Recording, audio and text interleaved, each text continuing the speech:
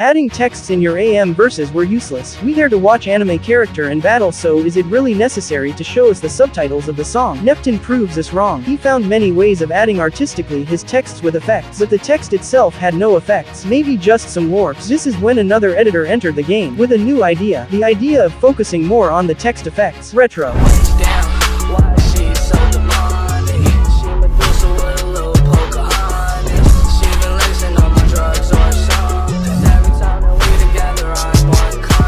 Before creating his own style, Retro was already good at using glitches in his edits. Adding and increasing the details of his texts pushed him very far. No one could ever understand and reproduce well what we see on our screen. The colors were changing. The texts were constantly disappearing. Being that much special was too important in the editing community. At each new upload, the goal was to see and analyze his text effects, trying to recreate it and savoring the meal of watching a special edit. Until he made the tutorial video, and after his project files was on the market, you could see Retro style everywhere.